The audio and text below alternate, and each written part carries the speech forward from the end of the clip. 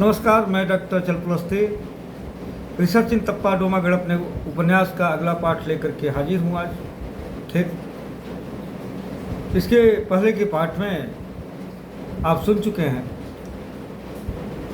कि पूर्वांचल के भोजपुरी इलाके पर रिसर्चर मिजोरम के रिसर्चर लल्लिमपुई अपने साथी संजय के ननिहाल गई हुई है, जहाँ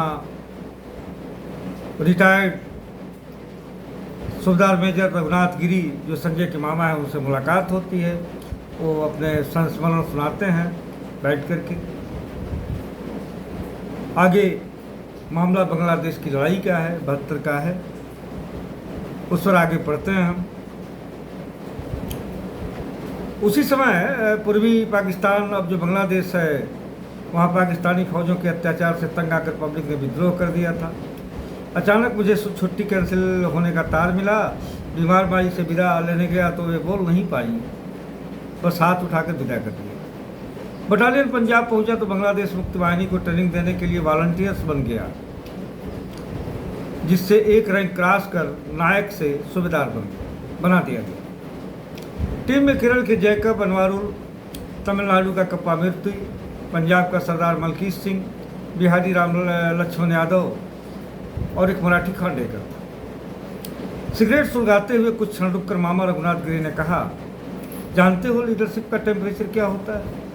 वेरी हाई। पावर तो देता है पर जरा से चूक पर मौत भी बन जाता है। केरल से पंजाब तक के सैनिकों को लीड करते हुए मुझे लग रहा था कि मैं पूरे हिंदुस्तान को लीड कर रहा हूँ। फोटो पर हल्की मुस्कान के साथ आगे बोले, जब हम स्टेशन पहुँचे तो लग रहा था केवल हम 7 लोग पाकिस्तान को खाक कर देंगे। फिलहाल हम 1 हफ्ते की कठिन यात्रा पर मिजोरम के रास्ते बांग्लादेश में इंटर कर गए।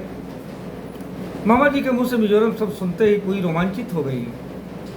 संजय भी मामा से पहली बार, बहुत बार मिला था, लेकिन पहली बार इस तरह का संस्मरण सुन रहा था, इसलिए वह भी कुछ सजग हो गया। सिगरेट का लंबा कस लेकर के अपनी बात को आगे बढ़ाते हुए मामा बोले, बेटा सेना के अफसर तो अच्छे परिवारों से आते हैं, पर सैनिक सर्वाइवल बैकग्राउंड से आते हैं। ज़्यादातर किसान का कामगार के बेटे होते हैं। पूरे फौजी जीवन में कोई शहरी, गुजराती, मारवाड़ी लड़का नहीं मिला। हाँ, तो मैंने पहचान छुपाने के लिए दाढ़ियाँ बढ़ा करके लुंगी और कुर्ते पहन लिए। मलकीता की लंबी केस मैंने खुद काटा था। घने जंगल में स्थित कैंपों में ट्रेनिंग शुरू हो गई। हम 3 कैंपों में अलग अलग टीम बनाकर काम कर रहे थे। मेरे साथ जैकब और अनवारुल थे। हमारे ट्रेन किए हुए मुक्त वाहिनी लड़ाके पाकिस्तानी सेना के छक्के छुड़ा रहे थे। परंतु एक बात बताऊँ तुम लोगों को, फौज में सब कुछ अनिश्चित होता है, निश्चित केवल लड़ना और मरना होता है। एक दिन पाकिस्तानी सेना को हमारे कैंप का सुराग लग गया। अचानक रात में कैंप पर एक गोला आकर गिरा, सब कुछ खाक हो गया। परंतु वह कैंप सिंबॉलिक था। हम पेड़ों पर मचान बनाकर रहते थे, फिर भी हम ठिकाना बदलते हुए जंगल में आगे बढ़ गए। उस समय आज की तरह डेवलप्ड इंफॉर्मेशन टेक्नोलॉजी नहीं थी। रेडियो सिग्नल से कमांड का निर्देश मिलता था। कभी कभी हम जंगल में रहने वाले लोगों की सहायता से मिजोरम या त्रिपुरा बॉर्डर क्रॉस कर जाते थे। काम करते हुए 9 महीने हो चुके थे। घर से संपर्क टूट चुका था। कभी कभी मन में बीमार माई का चेहरा घूमने लगता। ऐसा लगने लगता कि शायद माई अब नहीं होंगी। पर तत्क्षण बांग्लादेश की मरती प्रताड़ित हजारों माओ बेटियों का चेहरा मन के बोझ को हल्का कर दिया। 3 दिसंबर 1971 को मैं बॉर्डर क्रॉस कर मिजोरम गया था, जहां एक रेडियो से समाचार सुना कि मुक्ति वाहिनी से परेशान पाकिस्तान ने वो देश के पश्चिमी सीमा पर हवाई हमला कर दिया। फिर शुरू होती है हमारी शौर्य गाथा।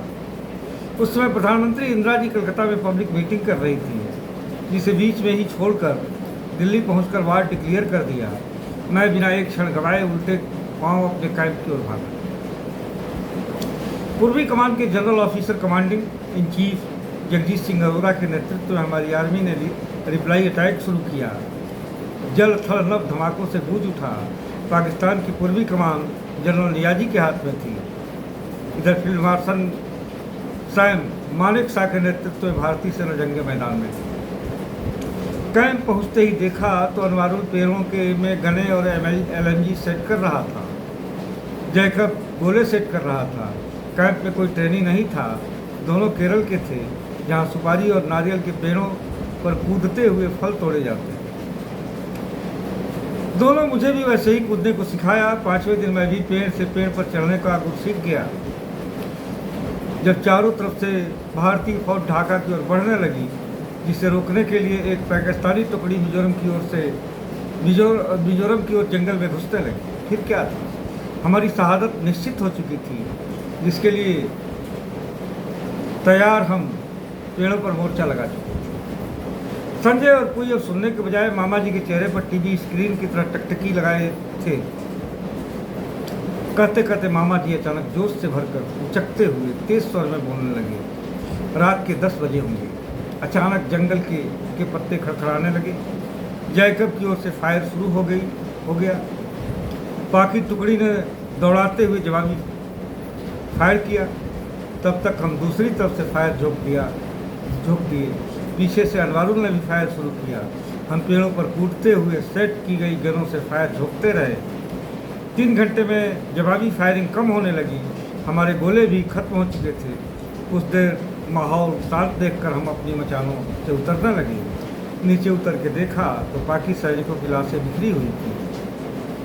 उसमें कुछ लोडेड आर्म्स लेकर के हम मिजोरम बॉर्डर की ओर बढ़ने लगे। तब तक मेरे बगल में एक गोली सनसनाती हुई निकल गई। हम तीनों वहीं लेट गए। यहाँ से हमारे रास्ते अलग हुए। अपना लोअर ऊपर करते हुए मामा जी बोले, देखो ये 5 गोलियां मेरे पाँव में लगी। इसी हालत में मैं जंगलों में भटकते हुए पता नहीं कब बेहोश हो गया। जब होश आया तो देखा लंबे बालों में चटक सिंदूर लगाए एक स्त्री के सामने बैठी है। उसके बाएं तरफ काली की एक मूर्ति के पास दीपक जल रहा है, जिसे देखकर मुझे गांव की बामत माई याद आई।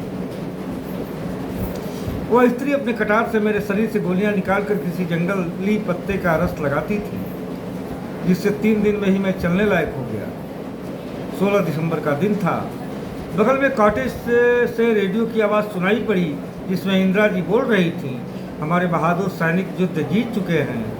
Chief of staff officer major general GFR Jacob ने पाक कमांडर जनरल नियाजी का आत्मसमर्पण करा दिया है।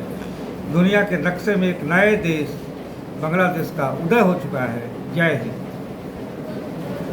यह आवाज़ सुनते ही माँ काली की मूर्ति की ओर से मैंने देखा तो मानो मुस्कुराकर कह रही हो, लो भारत की तमाम महिलाओं के जौहर, पराजय, बलिदान के इतिहास को आज एक महिला ने बदल दिया है।